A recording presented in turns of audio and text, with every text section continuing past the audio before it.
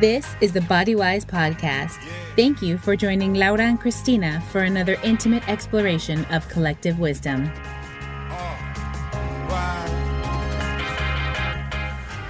Hi, y'all. Welcome to Body Wise podcast. This is Laura, and I'll be your host today. You may have heard my sister Christina interview most of our guests so far, but as many of you know, I'm particularly passionate about menstrual health and the lack of education around this. So many people are struggling with hormonal imbalances and period issues, but it does not have to be this way, and our guest today has proven that. I'm thrilled to introduce Nicole Jardim. She is a certified women's health coach specializing in menstrual health and the newly minted author of Fix Your Period, 6 weeks to banish bloating, conquer cramps, manage moodiness, and ignite lasting hormone balance. Nicole, welcome. It's such a pleasure to meet you. Hi, Laura. Thank you so much for having me. I'm so excited to chat with you. I know I can feel your passion for periods.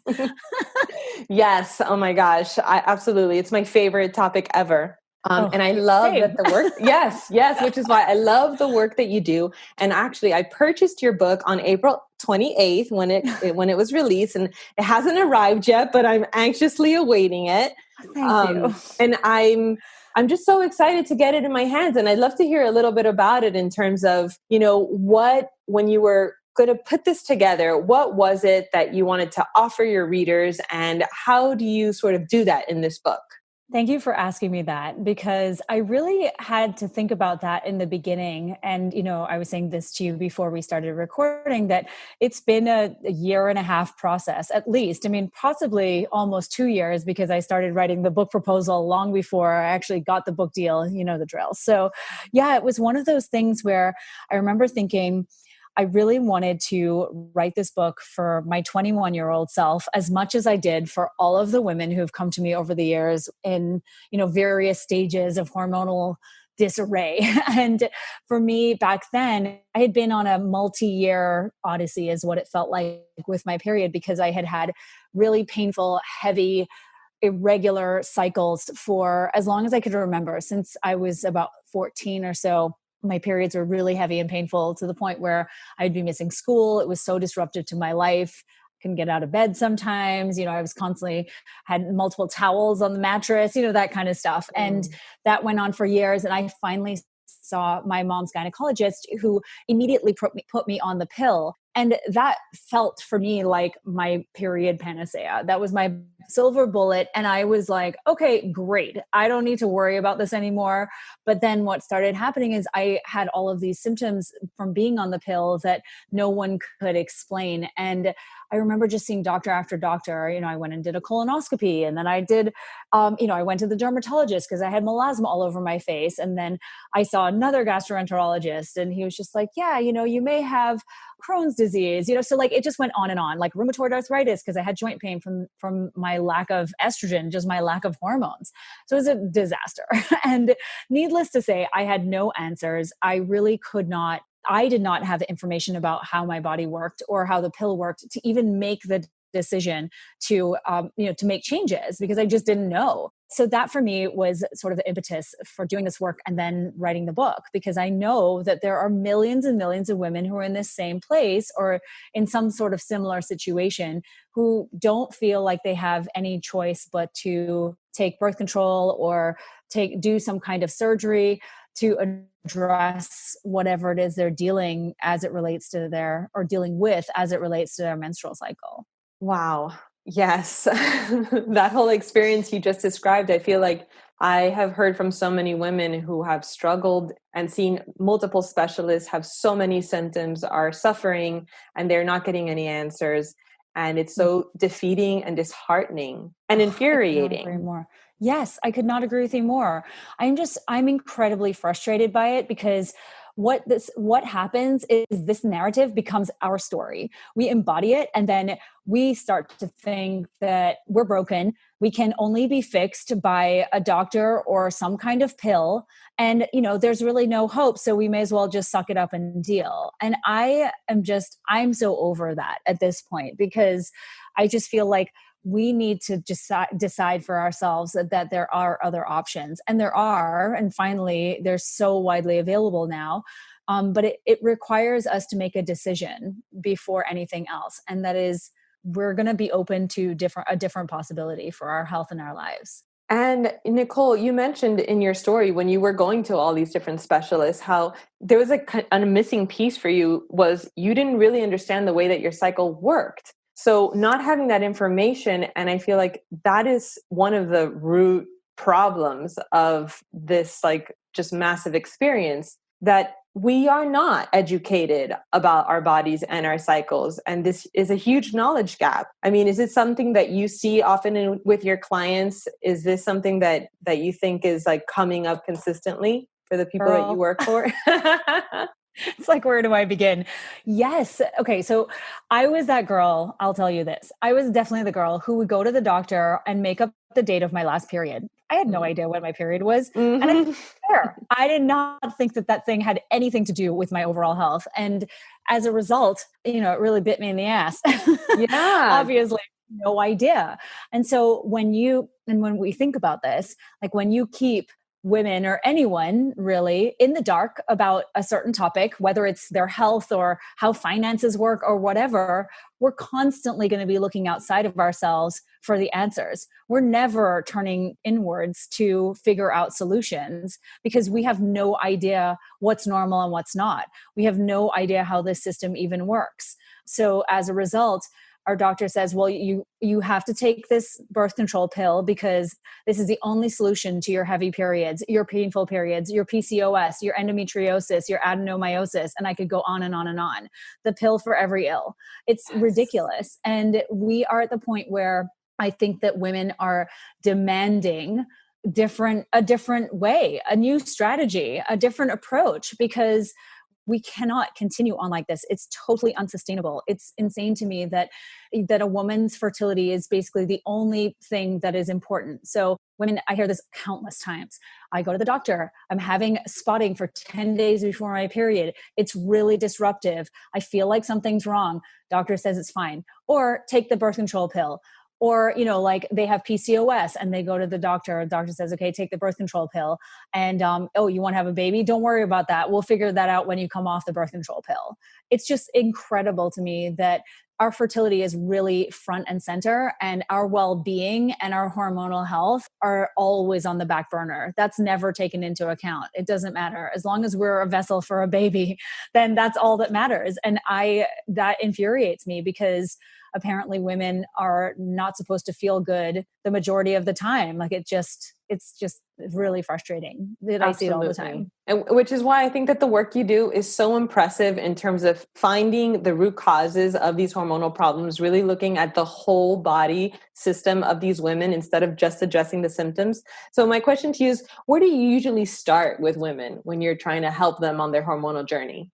Yeah, I really feel like this is the critical piece. And again, like we're so busy spot treating our hormonal health issues or treating the symptoms that we don't even realize that there's a whole lot of stuff happening right below the surface.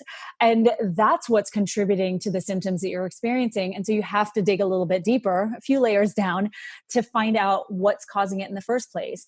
And in most cases, what we don't realize is that ovulation is really the critical component here. To me, it's the center of the female universe. And if we're not ovulating consistently, then we're going to run into all kinds of problems.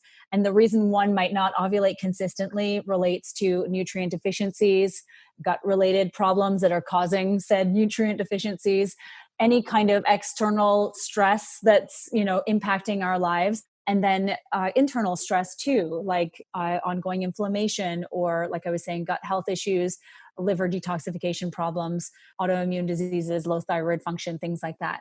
So there are a lot of causes of why one might not ovulate consistently, but those causes generally can be addressed with a few key lifestyle and food changes. And so I think the first thing I do is that I work with women to figure out whether they're ovulating or not. And so we work on cycle tracking. And so we're essentially tracking basal body temperature and cervical fluid patterns. And from there, you can determine so much. That's what's so amazing about our bodies, is that yes, there are some complicated processes happening, but our bodies are not complicated. They're not hard to figure out. We just need the right tools. So when we start cycle tracking, we can tell if we're ovulating, we can tell when we're ovulating, we can tell, whether we have a low thyroid function. I mean, the beginnings of it, you obviously need to do testing and get a diagnosis. But if your temperatures in the second half of your cycle after you ovulate are on the lower side, that could indicate low thyroid function. It could also indicate low progesterone, because progesterone is the hormone that raises your basal temperature. So you can see from your temperatures as well if your cortisol is all over the place, because your temperatures tend to take on a zigzag type of pattern. Your cervical fluid as well, you can see what's happening. Are you producing that fertile quality egg white watery type fluid? If you're not, then maybe there's something going on with your cervix. Maybe you're nutrient deficient. Maybe there's inflammation. Maybe your liver just isn't doing its detoxification work well enough. So there are more toxins in your body than normal. There's so many things we can tell just from cycle tracking. And men do not have this at all. To me, this is an incredible superpower, and it's totally overlooked in our society. Oh gosh. Yes. You're talking to a fertility awareness educator. So yes, I teach this. I teach tracking of your cycle with basal body temperature and cervical fluid. And I love it. I love it because when I started doing it in my late 20s, I'm like, oh my gosh, everybody needs to know how to do this right now. It's so amazing. Seriously, it's incredible. It is. I didn't realize that. I saw a holistic sexual health educator and I wasn't totally sure. So my apologies. Oh no, it's okay. It's on and on. But yes, I do. But yes, I'm such a big fan of charting, and it's so empowering. And how much information? It's like the most practical body knowledge skill that you can have. It's so fascinating. And I guess what I want to ask you, what you think about in terms of, you mentioned that, more and more women are demanding like better options and solutions, but that it is a sad fact that you go to see a doctor and you are being prescribed the birth control pill or some other really extreme version of hysterectomy or an ablation for these issues. And why isn't anybody talking about, you should be ovulating. Let's find out if you are. Let's take care of your nutrition. Like, how are you eating? How is your stress?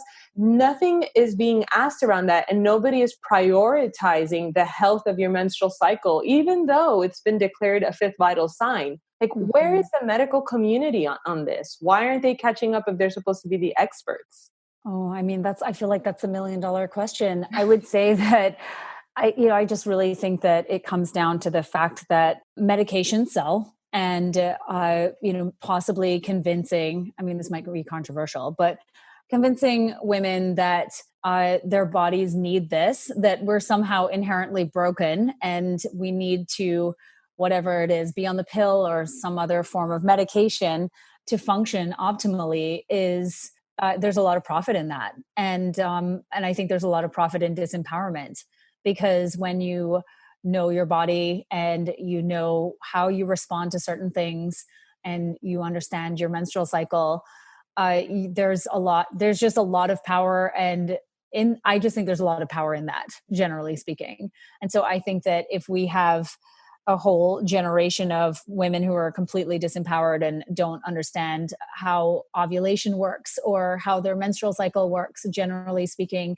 or what's normal or what's not, then we are, we're easy prey. I don't know. I feel like I'm getting into dangerous territory. No, it makes sense. It's far more profitable, actually. Yeah. And healthcare is a business. It is a business, essentially. And that makes a lot of sense. And I guess what I would love to see is for, even if the medical community isn't taking that priority as a priority, that somewhere along in our education system, that we are. Like, let's see some real comprehensive sex ed. And if not sex ed, because we are in a country that comes from, very puritanical foundations and there's so much controversy around sexual education, I say okay, fine, take away the basic anatomy and physiology of the menstrual cycle. Fine, we don't have to sexualize it. It is science. It is anatomy and physiology of the female body.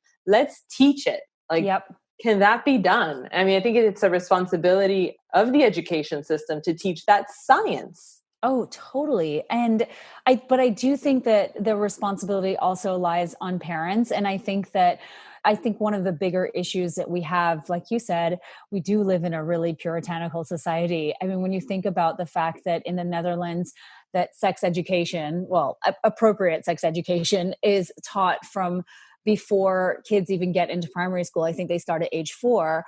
It's so fascinating to me to see the results of that, where they have lower levels of or numbers of teenage pregnancies. And things, to me, that's like one of the biggest issues in a country like the US, is like our teenage pregnancy rate is so high. And that's just one side effect of not giving women or girls this information, and boys as well, of course, this information. But from a parent's perspective, I think that we bring so much weirdness to this conversation.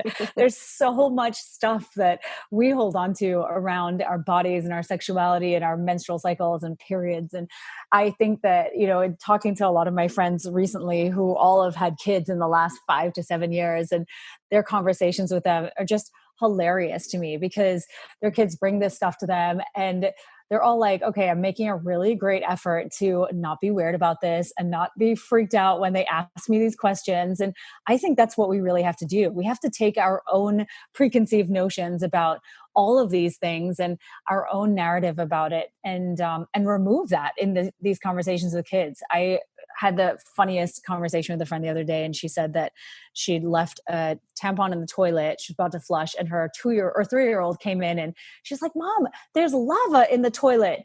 And I just thought that was so funny. And, others are saying the same thing. They're having conversations, and their kids are like, okay, that's cool. And they kind of shrug their shoulders, and then they walk away. And, they're not at all phased. They don't have any attachment to this information. And we do. We're the ones who are so weird, and we project all of that, right? So it's totally. yeah. So I'm just all about that. I'm like, how can we just take away that weirdness? And then that way, I mean, that just creates a whole generation of people who are not freaked out by their periods, or totally disgusted by them, or feel like they're dirty. And that's a message I continue to hear over and over again, about how dirty women's periods make them feel. I talk about this all day, every day, as you know. So for me, I'm like, wow, we're still here. We're still in that place, and we really have to work on that. Yes, we do. And speaking of that, I feel like in my teenage years, in my high school years, that's kind of where my brain went when I first read. I think the first book I read was The Garden of Fertility, back in the day. And when I discovered what cervical fluid was, what cervical mucus was, I mean, it was like the biggest aha moment for me. I'm like, cervical fluid. And aside from, now I know what it is, and it has all these like superpowers and meaning and purpose, and like, oh my God, the body's amazing. And I just remembered being in high school and thinking, gross, like, oh my God, what is this kind of like stretchy stuff coming out of me? And and anything that wasn't like perfect, there was this ideal to live up to in terms of like, oh, a high school girl, and you have to like smell good and look good, and nobody ever better notice that you have your period. God forbid you stain your jeans, and that's like mortifying. And anything coming out of you that isn't like sexy or I mean, I remember having such a problem, and I thought, oh my gosh, all of the girls and all of the women and everybody who doesn't know what this is and thinks gross. I mean, that is the go-to process. We've been conditioned to think our secretions are somehow yucky. Yes. And how does how does that affect your whole life, essentially? Right? Oh, I know. I think about that a lot, and especially with in conversations with women in their 20s, 30s, and 40s about how they feel about their periods. And I was totally like you too. I was convinced every month I had a yeast infection. I didn't even know what the hell a yeast infection was, but I was convinced I had one, because what was this stuff coming out of me? Nobody had even let me know. It was so mortifying. And like you said, God forbid you ask anybody. Yeah. What? So, I mean, truly embarrassing enough to make you want to leave the planet, especially if you leaked through your clothes at school, or, the worst. Anyway, I think though, this idea or this belief system about our periods really impacts us to the point where I think it's impacting us on a physical level. when you hate something enough, eventually it's going to say, all right, fine, I'm just going to be terrible. Because Mm-hmm. when we are not, when we are just not paying attention to that, to what I consider to just be this vital process in our bodies, and we're ignoring it, we're hating it, and we feel so much tension and stress in our bodies, especially around that time of the month. I just feel like it exacerbates all the symptoms. And I think that it's, our mental and emotional state as it relates to our menstrual cycles are definitely connected to how our menstrual cycles play out, like how our periods are, the symptoms that we experience. So it's so important for us to start to change the relationship that we have with our bodies and our menstrual cycles. Thank you for saying that, Nicole. And now I'd like to shift a little bit in terms of talking about the menstrual cycle, like beyond the process of ovulation and our hormones, in the greater scheme of things, like how our menstrual cycle affects our whole body and our vitality, our energy levels, and how having a healthy, natural cycle is absolutely vital for optimal health. You know, how that's related to food and energy and sleep, rest, just like how we feel from day to day as women. Yeah. Yeah. This is what I find so fascinating, and it's what's really left out of the conversation about your menstrual cycle and hormones in general. I kind of laugh about the fact that hormones are often just like this afterthought. We don't really have a good relationship with our hormones, generally speaking, in our world. And that's Mhm. because when we think about hormones, what do we think of? We think of menopause, and we think of puberty, and we think of pregnancy, and we think of terrible mood swings. And we say things like, she's so hormonal, or I'm so hormonal. But we never really stop to think about what that actually means. Like, what are our hormones doing? Our hormones are not just showing up being terrible to us at a certain point of our lives or our cycles. They're working nonstop for us all day, every day, forever and ever, from the time before we're even born. So that's what I find so interesting about this, is that, first of all, we hate our hormones, which I want everyone to change because Mhm. they're kind of amazing. And then the second thing about hormones is that they are, not responsible only for your fertility and your period and your cycle and your PMS. They are responsible for so much more. And so that's what I was saying when we were talking about the fact that, oh, you can just, turn off your cycle until you're ready to have a baby type thing. That belief system isn't really true. I was saying this on, the workshop that I did yesterday that you were on, that we've been lied to when it comes to that. We think that estrogen is just necessary for our period, and progesterone and testosterone, but these hormones play a critical role in so many other aspects of our health. And so, first of all, there are multiple different estrogens. So that's the first thing. And estradiol is the main one. And when you think about the fact that estrogen is also responsible, in addition to, hips and breasts and thighs and whatnot, it's also responsible for your heart health and your cardiovascular health. And it's a big part of what goes on in your brain as well. It's intricately tied to serotonin. And then it's also responsible for how your skin looks. When estrogen is really high, close to ovulation, your skin usually looks great. And as well as your hair and your bones. I mean, like, I could go on and on, but progesterone, very similarly, heart health, bone health, cognitive function, your moods, brain function, and then testosterone as well. Your bones, your musculature, your moods, your sex drive. So these are all parts of our lives that are necessary for us to feel good overall. And then we turn that off with a pill and it becomes a real problem. So this is why I'm so focused on us making sure that our hormones are in good working order, so that we do feel good overall. Because if they're not, that's why we just can't really spot treat our hormones, like I was saying before. This Mhm. belief system that you can just get your progesterone to go up a little bit if you take a certain supplement or whatever. Yes, that's possibly going to happen, but why are those hormones low or high or not in balance like they're supposed to be in the first place? So that's really what I want women to start to think about. What's causing this? And what's usually causing it is basically the solution. You just have to make changes to the causes. And that's where I think we run into issues in our society too, is it because we've sort of been shown that you should just take a pill and that will solve 90% of your problems, but it usually doesn't. It's just a Band-Aid solution.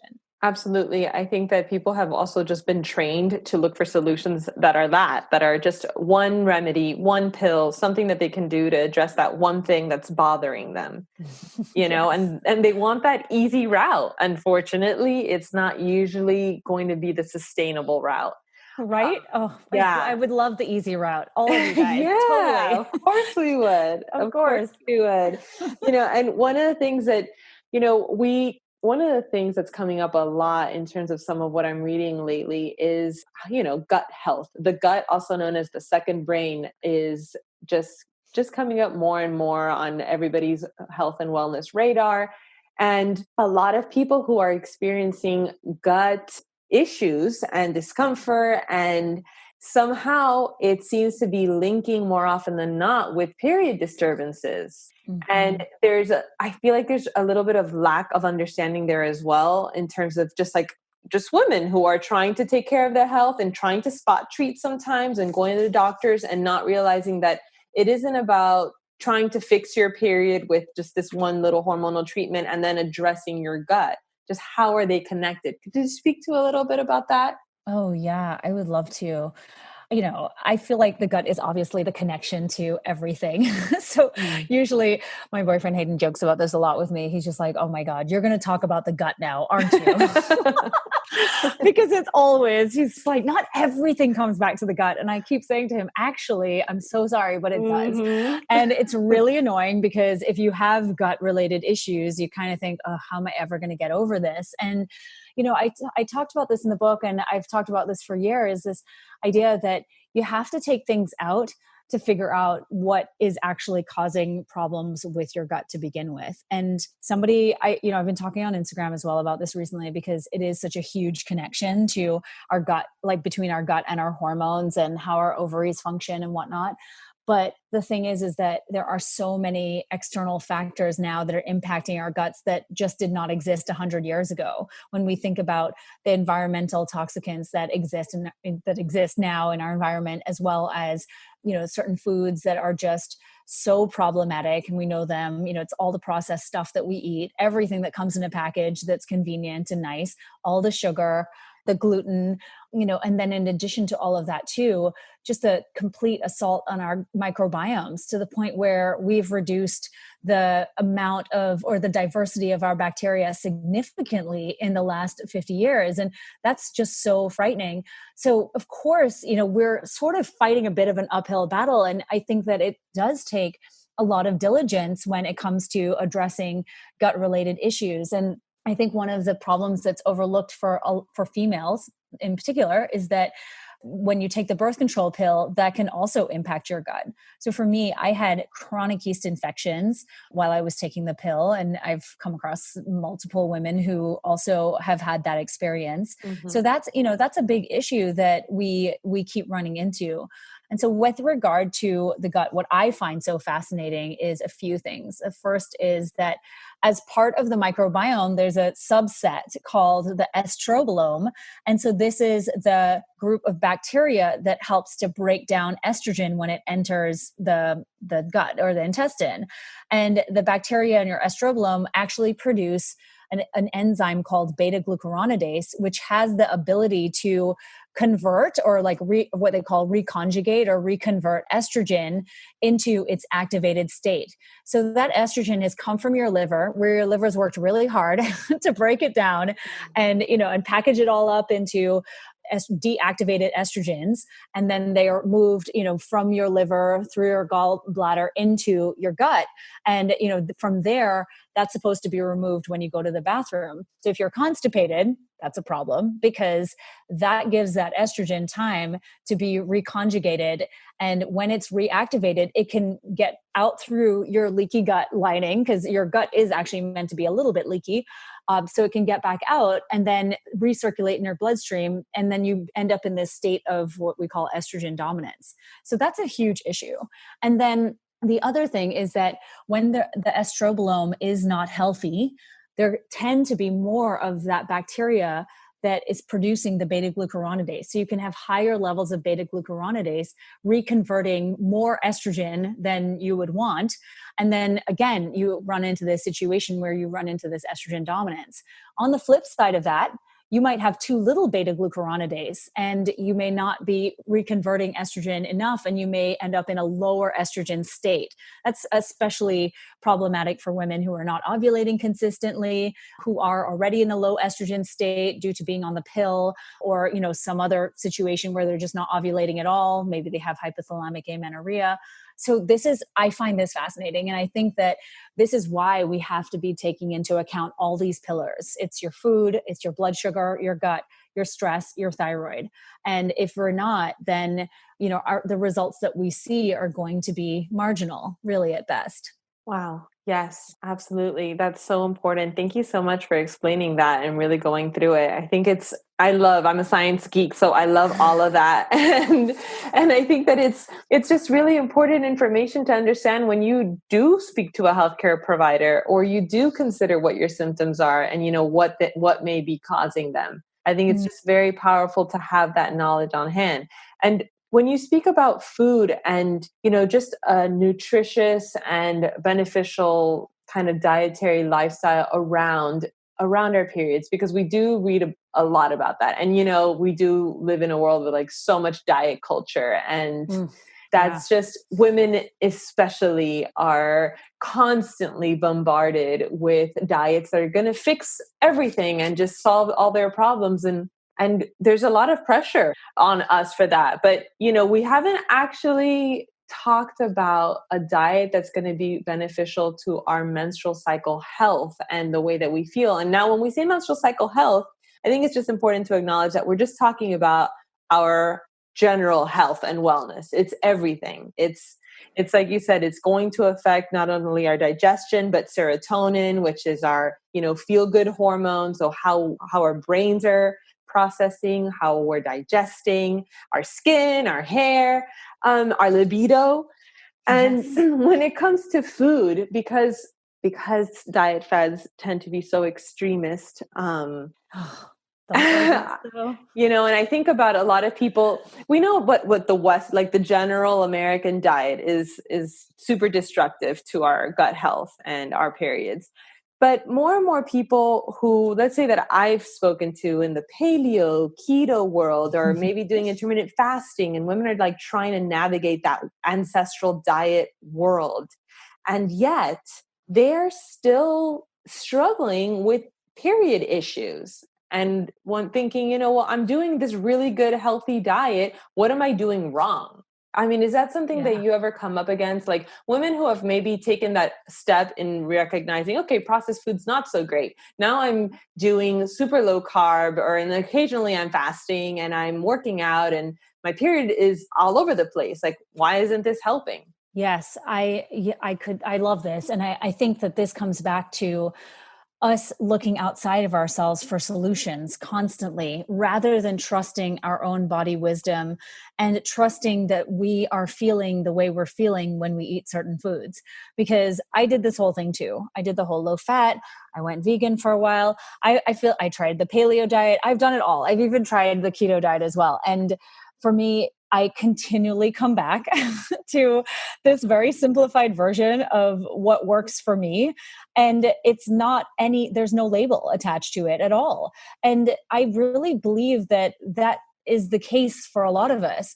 We have gone so far off base when it comes to what is normal and what's not for our diets that we don't really even have. I just feel like we don't have the compass anymore. We've kind of lost the plot a little bit.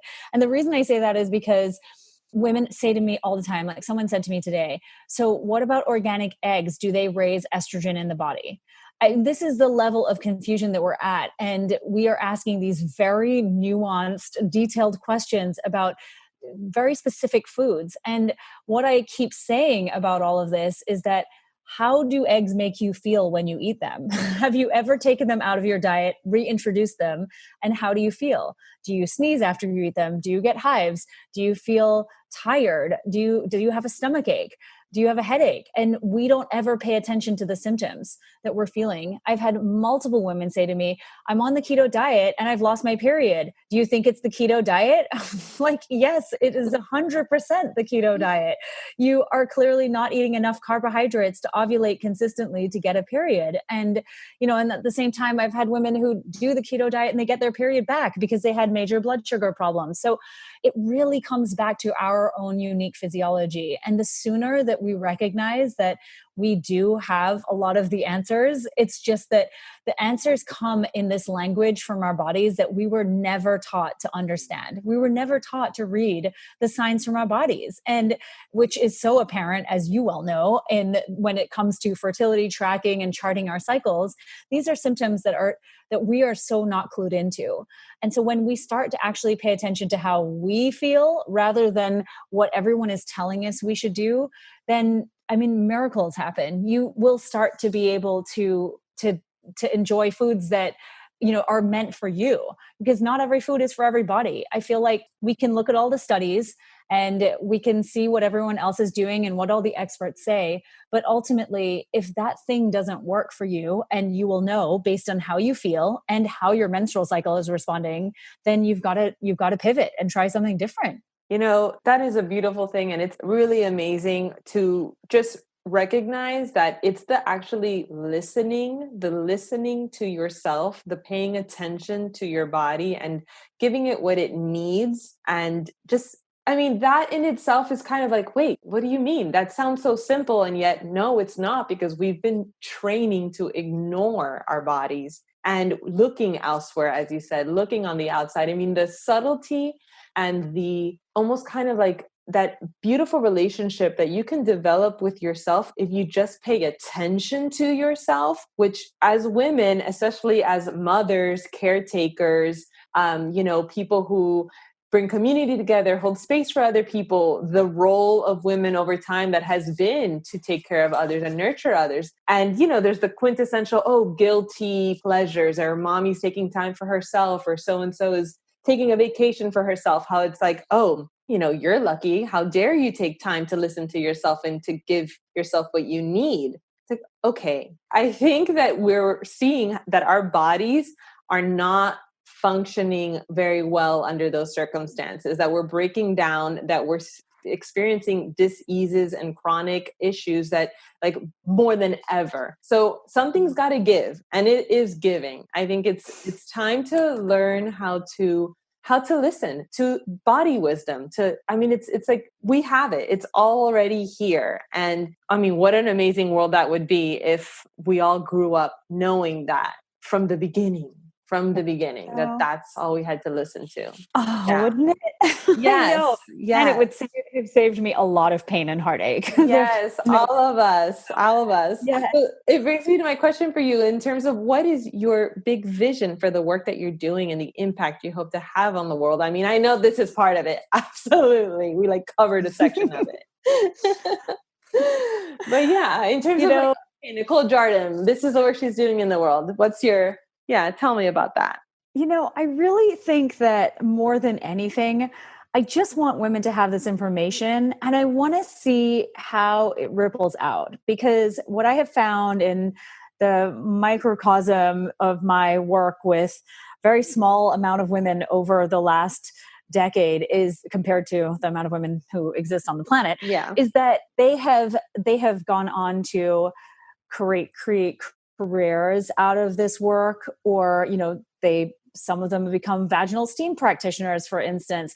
Others have signed up to be health coaches or nutritionists or dietitians. And it is really amazing to see what women do once they reclaim this power over their bodies they didn't even know they could have. And secondly, once they have this understanding of how healthy, optimally functioning female bodies should work, the sky is kind of the limit, because this holds women back in such profound ways. And when I think about so many of the people I've worked with over the years, they say things like, well, I wasn't able to get this job because I was calling in sick 3-4 days out of the month because my endometriosis pain was so bad, or I wasn't able to get pregnant. And now I have had 2 kids, and, I was considering IVF and I don't need that anymore. There's so many incredible stories, and that is what I think we've lost. And that's, what I saw in the workshop last night that we were just talking about. And the fact that I've seen this too in my work, and I'm sure you have as well, is that we don't even know how many times we're shortchanging ourselves when it comes to our lives and our bodies, because we just don't even know how good it can be. And that's really what I want for everyone who, whether you read my books or my book, not books, or do Books a program. Yeah, no, I hope not. It's hard to even contemplate it. But like, whatever it is, even if it's somebody else's work, because there's tons of us doing this work, whether it's your work or anyone I know in the women's health space, this is information that when you have it, you can't unlearn it. And it's like a Pandora's box. Once it's open, you're like, whoa, what did I just learn? What are you telling me? And that's really what I want. I love the surprise from women when they read a blog post or an Instagram post even, and they're just like, wait a second, I had no idea that was a thing. And then they start to research, and then they start to go down the rabbit hole, and their lives are forever changed. And not only their lives, but their children's lives, their daughters' lives, their families, and their friends, because they tell people, and then maybe they decide to change their career or, do something that's similar to the work that we're doing. And that to me just increases the ripple effect of this information and knowledge. Absolutely. That's so beautifully said. Nicole, would you please tell everyone where they can find you? And we'll be linking everything in the show notes. Yeah, of course. Thank you so much for having me. This was so great. I feel like I was on a rant. No, I love your rant. I'm like so thrilled that you shared so much information and for the work that you do. And you're so inspiring, truly. Thank you for saying that. Oh my goodness. I just get so frustrated sometimes because I just feel like we deserve so much better. And yes. With that said, you can find me on my site, NicoleJardim.com. And that's where I have my blog. I've been blogging now truly for like a decade. I cannot believe that. So there's a lot of topics there, as well as if you want to purchase the book, you can go through fixyourperiod.com. There's all the booksellers listed there. I also have bonuses that are in the book or listed in the book that you can download on that page too. And then I'm also on Instagram, mostly. It seems to be where I spend a lot of time. And that's Instagram.com/Nicole M. Jardim. I'm like Madeline. And I have a podcast too. It's called The Period Party. So lots of information for anyone who is seeking it. Awesome. We will definitely have that linked up to the notes. And thank you again. It was an honor to have you. Thank you so much, Laura.